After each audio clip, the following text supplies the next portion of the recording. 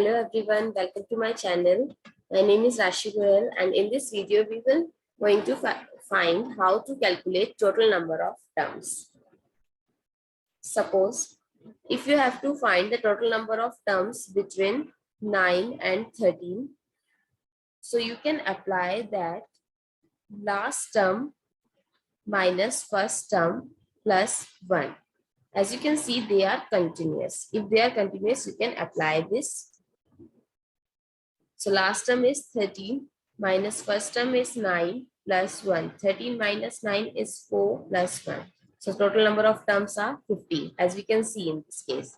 So if there are terms like this, 17, 18, 19 and so on, 371. So in this case, how many number of terms are there? So you can apply that same.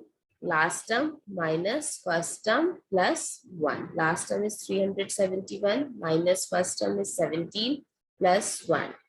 So 354 plus 1 is 355.